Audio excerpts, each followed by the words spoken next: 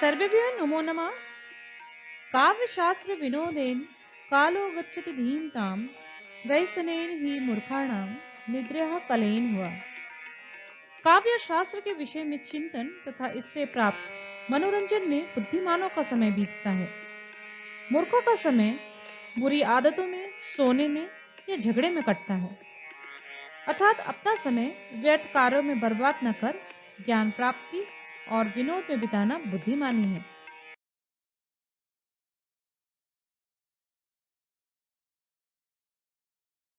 चतुरः कृषकः, चतुर किसान। गोपालः नाम का एकः कृषकः आसीत्। गोपाल नाम का एक किसान था। सः अति निर्धना आसीत्। वह बहुत गरीब था। सः परिवारेण सह एकस्मिन् ग्रामे वसति स्म।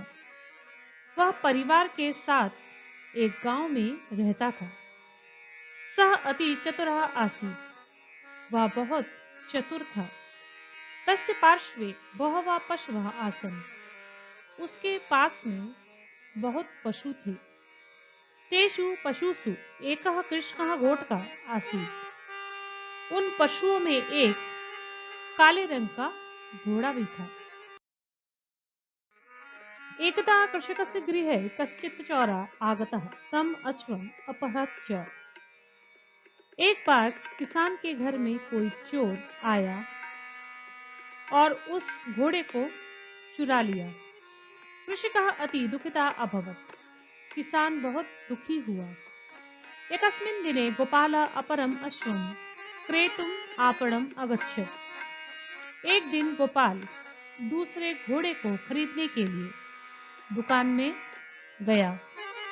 सः तत्र स्व अपहृतम् अश्वम् अपश्यत्। उसने वहां अपने चुराए हुए घोड़े को देखा।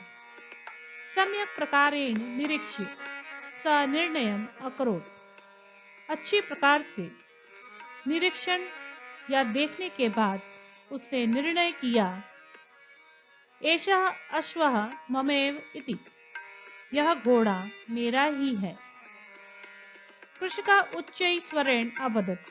किसान ने ऊंचे स्वर में या जोर से कहा, भो जनाः, एषः मम अश्वः अस्ति। लोगों, यह मेरा घोड़ा है। एतस्य विक्रेता अयं वस्तुतः चोरः आसीत्। इसका विक्रेता या खरीददार यह निश्चय ही चोर है। तदा चोरेणापि उच्चैरुक्तम्। तब चोर ने भी जोर से कहा, एषः अश्वः जन्मतः मया स्वगृहे पालितः।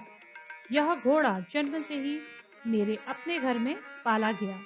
एषः अश्वः तव अश्वेन सदृशः स्यात्। यह घोड़ा तुम्हारे घोड़े के समान होगा, न यत् तदेवास्ति, न कि वही है। कृषकः सत्वरं स्वहस्ताभ्याम् अश्वस्य नेत्रे आच्छादयत् चोरं च अपृच्छत्। किसान ने शीघ्र ही अपने हाथों से घोड़े के नेत्रों को ढक दिया और चोर से पूछा, त्वया यदि एषा अश्वतः जन्मतः पालिता, तुम्हारे द्वारा यदि यह घोड़ा जन्म से ही पाला गया, तरहि कथय केन नेत्रेण अश्वः अंधा अस्ति। तो कहो, किस नेत्र से घोड़ा अंधा है। चोरा अवदत्। चोर ने कहा, दक्षिणे नेत्रेण अंधा अस्ति। दाहिने आंख से अंधा है। पुनः कृषकः उच्चैः अवदत्। फिर से किसान ने जोर से कहा, अरे कि तुम दक्षिण नेति वदसि। अरे क्या तुमने दाहिनी है ऐसा कहा। चोरः स्वोत्तरं परिवर्तितं कृत्वा वदत्। चोर ने अपने उत्तर को परिवर्तित करते हुए कहा, नैव नैव वामेन नेत्रेण अंधा अस्ति। नहीं नहीं, बाईं आंख से अंधा है। तथा कृषकस्य अश्वस्य नेत्राभ्यां स्वहस्तौ अपानयत् अकथयत् च। तब किसान ने घोड़े की आंखों से अपने हाथों को हटाया और कहा, भोजनः, एषः अश्वः जन्मतः एतस्य भद्र पुरुषस्य गृहे आसीत्। हे लोगों, यह घोड़ा जन्म से ही इस सज्जन पुरुष के घर में था, तथापि अयम न जानाति, फिर भी यह नहीं जानता, यत एषा अश्वः केन नेत्रेण अंधा अस्ति, कि यह घोड़ा किस आंख से अंधा है। अतएव एतत् सत्यमस्ति, इसलिए यह सत्य ही है। अयम अश्वस्य स्वामी नास्ति, यह घोड़े का स्वामी या मालिक नहीं है। अयम तो चौरा अस्ति, यह तो चोर है। अतः अयम दंड योग्य अस्ति, इसलिए यह दंड के योग्य है। अस्य ध्येता, इसको पकड़ो। तदैव राज सैनिका आगता, तभी राजा के सैनिक आए। तच्चौरम धियन्ति स्म च, और उस चोर को पकड़ लिया। विद्या विवादाय धनम मादाय, शक्ति परेशान पर पीडनाय, खलस्य साधो विपरीतमेतत्, ज्ञानाय दानाय च रक्षणाय।